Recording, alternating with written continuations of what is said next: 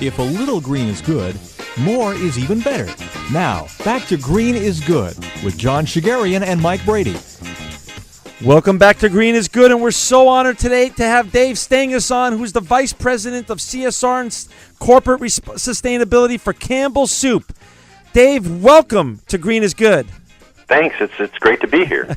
You know, if I took the time to read your bio, we'd take half the show, and that's not the purpose. But, Dave, you were doing this. You were green, and you were leading this movement way before it became cool to be green. You were at Intel for 12 years, already heading up their CSR program. Can you share a little bit about your history and how you got involved and why you got involved with the whole green and corporate responsibility movement?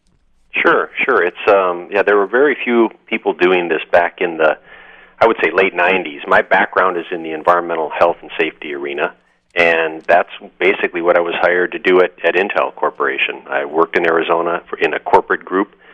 And after about a year, I was asked to try to take a broader role looking at external affairs in environmental health and safety. And all of a sudden, kind of the doors opened up. It was really clear to see what socially responsible investors were asking about, the issues that were in the press. The questions moved from green to diversity and ethics and just good corporate citizenship around the world. So we took a couple years and really worked hard to create this function at that company. Right. And Intel's done great work since then, and we tried to build really a system to manage it. But, you know, we started small there, and it's grown over the years. And I felt good when I was able to leave and knowing that it would continue. And it was a great opportunity to come and start a similar program over here at Campbell. That is so great. And, you know, for our listeners out there, I want to also share with you one of the most important things from your bio, that you were named one of the 100 most influential people in business ethics by Ethisphere magazine. And that in this day and age, in this post-Enron, post-economic collapse era that we live in, to have somebody like you pushing the movement forward. It's an honor to have you here today, and that's a great award. I want to just talk about something, though, that a lot of our listeners email us and call us about, and it's the issue of being a capitalist and also a tree hugger, and how to merge these two movements together. You know, you have a great quote here that we picked up online. When I was hired at Campbell, at my first board meeting, I told them they didn't hire a tree hugger. I wasn't going to go out and plant trees and clean up the streets. They hired a capitalist, but I was going to go and try to help them become a better company and make money. And you know, that's what we do here at Green is Good. We share these great stories those can go hand in hand. Dave, do you want to talk a little bit about that and talk about what your evolution has looked like at Campbell's? Sure. Yeah, it's a big point to make that these aren't exclusive properties. I think you can be. My point to the Campbell board is they didn't know who I was. I was an unknown entity to them. Right. And the board is made up of a bunch of major share owners, family members that are very proud of the brand, and a bunch of ex-CEOs. And I wanted to make sure they understood where I was coming from to create this strategy. I was asking for a lot in terms of their buy-in and trust, and I wanted them, and it's always been my premise to try to build CSR and sustainability strategies that really work for the employees, really work for the executives, are translatable to the external world, but that make the company better, that make them, you know, allows them to make quicker decisions, drives innovation, builds employee engagement, and makes a social impact in the community and reduces the environmental footprint. I wanted them to know, and I think that worked with them, but and they continue to, you know, we continue to build trust and grow that program. But the main thing is that it's not one or the other. I'm the same person that's out volunteering in the community and working to drive everything I can in the environment, but I try to do it for a business reason, and I think the biggest shift you've seen in the last decade is, instead of people like me trying to convince everybody to be sustainability professionals, we've learned that our job is to make them better at what they do by using tools of sustainability and CSR, so that the supply chain people can be better supply chain people, and the HR, human resources people, can be better at what they do in terms of staffing and recruiting. Got it. So we're helping them with a whole other set of tools and making better decisions, and that's really the goal for the company. Well, for our listeners out there that have their iPad or their laptop or some other type of internet device open right now, Campbell Soup, and Mike, I think you have it open right now. You guys have an amazing site, campbellsoup.com, and there's a whole section there, many sections with regards to CSR and nourishing the planet, nourishing employees. I mean, some of the statistics here, what you're accomplishing over there, Dave, are amazing. Such as, I'm here on the nourishing the planet side. You've eliminated over the past year more than 3.5 million pounds of steel and 1 million pounds of fiber. You're recycled more than 84% of the waste that's been generated. Talk a little bit about all these different segments and what sustainability and CSR looks like now than it did back when you started this whole movement over at Intel. Yeah, it's gotten a lot more pointed in terms of seeing numbers and results like this. That Campbell is a company that's been around for more than 140 years, and it's a great company. People know the brand; they know the sub brands of Pepperidge Farm and V8 and Pace and Prego, and they've always been doing good work. But they had difficulty, kind of, I think, envisioning what success looked like in terms of sustainability. So what we did, and the CEO even challenged me on this, was to create a 10-year agenda. What is it we're going to stand for? What is it we're going to try to drive? And we came up with a lot of baseline work and metrics and some strategies around what we're doing in the environment, what we're doing in the community, what we're doing in the marketplace, and what we're doing in the workplace. And we built it into our compensation systems, into our performance reviews, into just the way we talk. The Campbell annual report just came out last week or the week before, the financial report, and it sounds a lot like my report. So there's an alignment, some integration in terms of the way we communicate. But the environmental targets are really ways so that people can come to work every day and know what they should be focused on. Our packaging engineers have actually kind of stretched this goal. They're willing to try to take out 100 million pounds of packaging over the next decade. And we're trying to really take the whole environmental footprint of our entire product portfolio and cut it in half over the next decade to use half as much water per whatever we manufacture, soup, crackers, biscuits, and same amount or same cut in terms of emission of greenhouse gases. And go ahead. No, Dave. And how long when did you start at Campbell's? I've been here just a little over 2 years. Wow. So I haven't been on the ground long at Campbell. I came in Labor Day 2008. I did my first full-blown strategic plan for the executives and the board of directors within the first couple months that I was there. So they put me to work right away. And we've been, running fast.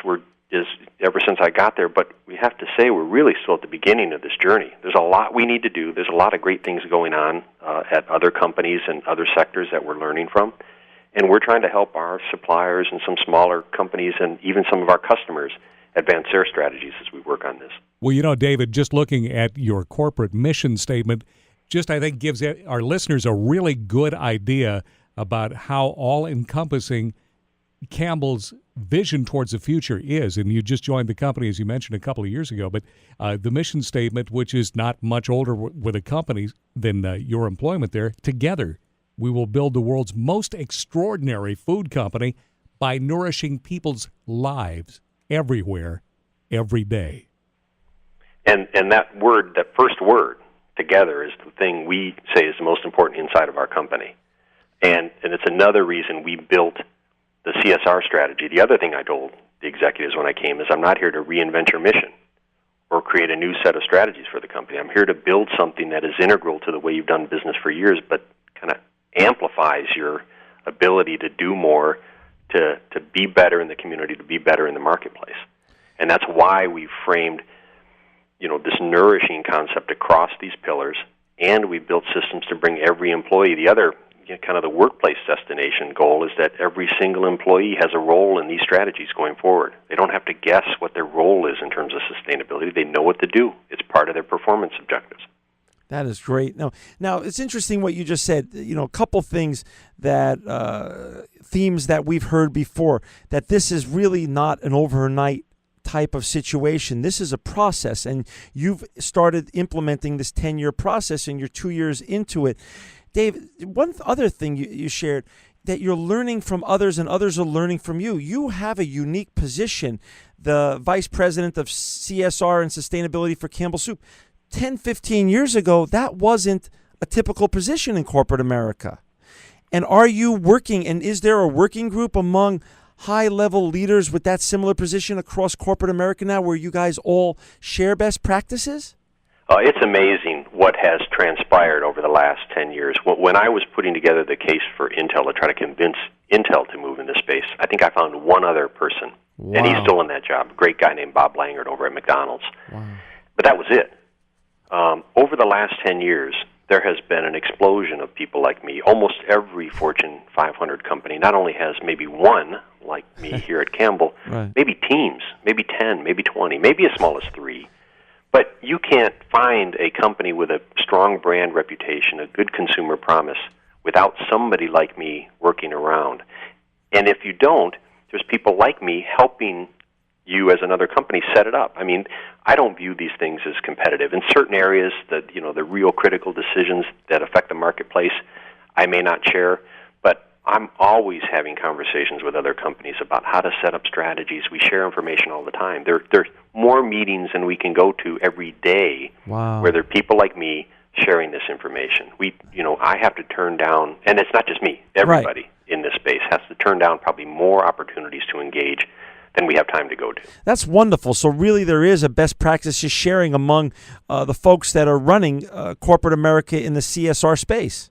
Yeah, I mean, every week I'm at meetings where a couple weeks ago I was at a meeting in Wisconsin, and it was across sector, not just in the food and beverage sector, where we're sharing great ideas and we're kind of borrowing and sharing what we do best, and other companies are picking up on it.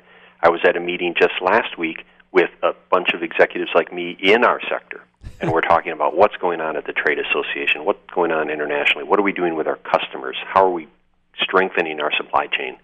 So it's intra-sector, it's outside of the sector, it's across the whole business chain now. So now you're into this for 2 years. I'm reading another great stat from your wonderful website, campbellsoup.com, for our listeners out there that want to go and read all the great things that Campbell's is doing. And as Dave pointed out earlier, that also has to do with Pepperidge Farm, V8, Pace, Prego, Swanson, all their great legacy brands that are comfort food to all of us here across the United States. But for instance, over the last year, you guys have invested more than $6 million in environmental sustainability projects. Now that you're there 2 years and really are really up to it in your armpits and beyond, what's going on at the corporate board level? What does the board say now, and how has the buy-in been at your at the board level? It's been great. I've done 2 full-blown board presentations each year. We did a full kind of strategy presentation last year. This past year, I did one that was much more focused on issues and trends in the marketplace and how they're driving behavior and performance in high-level business and then within our sector. So what we're doing is we're really bringing them up the knowledge curve in terms of strategic corporate social responsibility and sustainability, because they want to know, they're number one, they're really proud of the company. So they want to understand this pride they have, why is it there, and what does it mean in terms of equity in the marketplace, and how can they leverage it to be better? Right. And they also want to understand how it's being managed in their company, because they're looking at financial issues and human resource issues and expanding to emerging markets, and they want to see this fitting in. They don't want to see it as some standalone process that's off on the side that's just looking to get credit. It's about how do you make all of these other parts of the business better. And we've done updates periodically with them, and we do these full-blown, kind of hour-long education sessions with them. And it's been great. They've been a great board. There's, like I said, a bunch of business people on there and a bunch of people that are really proud of the company, and it makes a difference. And we're going to continue to account. You mentioned the investment that we've made in environmental sustainability projects. Sure. We're going to continue to account for some of these numeric issues where we have direct financial inputs that we can show and communicate both to our board and to the external world. Well, obviously, they have to be proud of you, because here over the past year it says Campbell Soup has been named to the Dow Jones Sustainability Index and Corporate Responsibility Magazine's 100 Best Corporate Citizens list. So again, your efforts and their efforts, and as you said, together, you are making a difference and making really great strides towards your goals.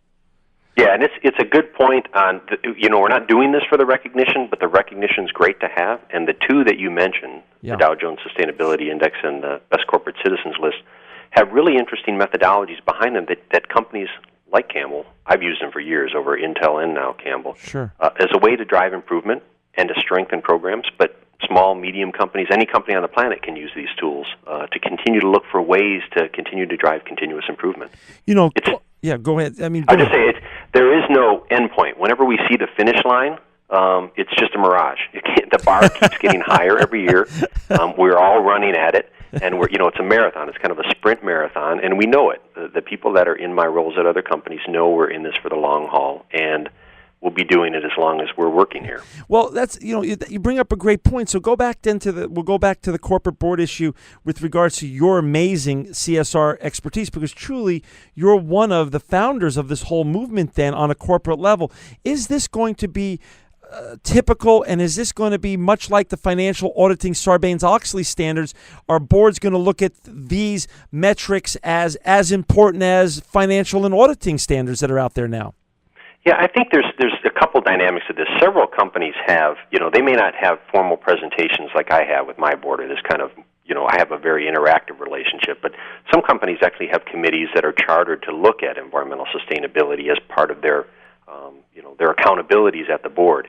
You're going to see that more going forward. The other thing I think you're going to see, just now that we have accounting experts, we have financial experts on boards, I think you're going to start to see, corporate social responsibility or sustainability experts on boards that give advice to the board that challenge the in-house expertise and drive it even more. If a company is coming out with a new product or is changing its financials, it will get challenged at the board to make better decisions and to try to justify what it's doing. I think you're going to see that in the corporate responsibility space as well. But boards are getting it. They're getting more training, and companies are actually starting to figure out ways to build this into the board cycle. Got it. And from Campbell's point of view, how did they, when you go back and look at the genesis of them getting involved here, how did they come and find you, and why did they do that? Was that at the board level? Were they hearing that from their consumers out there? What was the impetus for them to go create this position, when it didn't exist before? Well, they have. I mean, one of the reasons I came to is they have an extraordinary leadership team. So their set of corporate officers, the CEO, the executive team that's running the business, they were not toying around with, that's a wrong term, but they were figuring out how this would work. They had done a bunch of external scanning. They had taken a look at other reports and other companies that they thought were, highly reputable. That they saw this trend coming. They tried to get their hands around it and figure out how can we organize it. How do we put the people and resources together? They spent a long time publishing their first report, which was, before the one you're looking at today. It was a printed version, very good first report. It was all about who they are as a company. But going through that process, justifying why they needed to put effort into this program, they had conversations at the board, at the CEO level. It was also clear to them that they didn't have the competencies in-house to create a world-class program. They know they wanted it. They knew the pieces that they wanted to have in that program. They weren't exactly sure where it would go in the organization. But the biggest thing, I think, is they didn't know what success actually looked like for Campbell Soup. So I think their goal was to try to find, they didn't just come to me. I'm sure they interviewed a bunch of people and tried to find the best they could and the best fit. But they wanted to find people that had experience taking a program from scratch and building it to world class and knew how to find success and point people in that direction. And I think that was really what they were looking for. And they realized it after going through, probably 2 years of scoping and communicating and sharing best practices inside the company. Well, we're here, for our listeners who just joined us, we're here on the line at Green is Good with Dave Stangis, who is the Vice President of CSR and Sustainability at Campbell Soup, one of the greatest brands to ever be born here in the United States and that exists around the world right now. Dave, one of the things you just said, you've started now 2 programs from scratch, and that's unbelievable. And so we get a lot of emails here from across the planet, but especially across the United States, and people want to know, what is the biggest obstacle to starting this at their company? Does it matter that the company is as large as Walmart or as small as an upstart, or how do you go about starting this, and how does this really work? Well, there's tons of obstacles. There really are challenges every day. I think if you look at it, my suggestion when I talk to companies is, number one, really do an assessment of where they sit, where they stand, what their strengths are, what their weaknesses are internally and externally. Look at it as a business strategy. If you're going to kind of, execute on going to a new market, launching a new product line, consider this the same thing. It's not just a bunch of activities over on the side. Do a full situation assessment. Figure out what it is you're going to stand for as a company. What are your communication plans? What are your metrics going to be? How are you going to get internal enlistment and buy-in? How are you going to develop a communication plan that everybody's going to understand both inside and outside? That sets up basically a domino effect in terms of resources and staffing. And it's still scary and it's still daunting, but if you take a step-by-step approach at developing a strategy to help the business be better, not just translating what we're doing today so it sounds good, that's really the goal. And again, getting over if you wait until it's perfect before you take your first step or you do your first report, you'll never get there. It's really just starting to take steps, realizing that you're never at the end, and trying to drive improvements each year, annually, whatever it is. If your strategic planning cycle is annually or every 3 years, build it into the system. That's really the goal. And the smallest company can do it. That's hopeful. Well, for our listeners out there, you could go to campbellsoup.com and see all the amazing things Dave and his team is doing. One of the great pages here is called Nourishing Our Consumers, and Mike and I were looking at that earlier today, and Mike's on the site right now, but I actually printed it off, and I just love how you guys have evolved your great brands that, I remember growing up with and I still eat. You now offer, over the past year, you offer 90 of your soups at healthy sodium levels, including your condensed tomato soup. You've joined the Healthy Weight Commitment Foundation to help reduce obesity. I mean, really, like you said, you've made this, as you said earlier, Dave, you're underlining, and Campbell's is underlining the word together. Yeah, people look for their food to do everything these days. So we have one of the best portfolios from a health and wellness perspective. Yeah.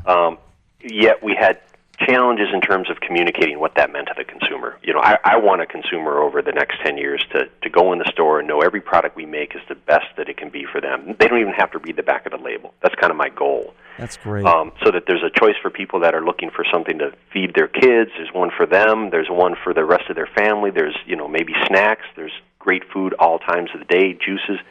And getting the messaging and the facts and being authentic about what we have in terms of products for people in the marketplace today that are affordable, that close nutrition gaps, is really important. We still have a lot of work to do in this space. We're working on it day in and day out, both in terms of innovation and research and development, as well as communication to the consumer and to our customers. There's a lot of work to do here, but I really think it's critical to our success in the 21st century, and I think that's the conversation I had inside the company to try to continue to get the focus on it. They've been focused on it for years, too. It's where do we take it? Dave, we're down to the last minute and a half, and a lot of times we get a lot of students from around the United States. After your show airs, there's going to be a lot of people reaching out to us, and what happens is the people out there want to know how to become the next Dave Stangis. Well, how is that? What is the process? What's the evolution, and where is this going? Because now so many schools, so many universities have environmental health and safety programs. They have CSR programs. What if for the kids out there, for the youth of America that want to now become part of the green revolution and the solution? What advice do you have, and what last pearls of wisdom do you have for our listeners out there? Sure. The main thing here is they actually have more opportunity today than we did 10 years ago. Not only do these single positions exist, Vice President of CSR or Sustainability, but the really innovative companies, the forward-thinking companies, are trying to build this into everything they're doing. So what I'm telling students and professors, because I don't want a professor to train 1,000 students to go out and get the one job that isn't there tomorrow. Right. But to really think about what is it they do best. Are they best at finance? Are they best at materials or packaging or optimizing logistics and supply chains? If you can take what you do best, take it to an organization or an agency, a federal environmental agency or a nonprofit, there's going to be more and more ways to bring sustainability into the workplace in every job. So we have finance people working on it now. We have advertising people working in sustainability. We have packaging engineers that didn't go to school for sustainability, but that's what they're doing today. There's just a lot more. Everybody needs to change, I think, the way they think a little bit about it and not look at just the one role to change a company. But how, if I don't have that one role, how else can I play and make a difference every day at a company? That's really what students want. They want to take their passion now and take it to work and not just hide it in the desk drawer. They want to live it. Got it. And that's what leading companies are starting to figure out, is they've got to give everybody the outlet and in a strategic way to help the company be better. Well said. And Mike and I just want to thank you today for your time today, Dave. You really laid it out clearly, and we're so lucky to have you running the CSR and sustainability program at Campbell's, one of the great brands to ever be born here in this country. I just want to thank you again, and we're going to have you come back again one day and tell us how the process is going at Campbell's. You are really an inspirational leader and are truly living proof, Dave Stangis, that green is good. Thank you, guys. It's been great. A lot of fun. This program will be available for downloading in a couple of days from our station's website, keyword podcast. Thanks for listening, and join us again next week at the same time for another edition of Green is Good.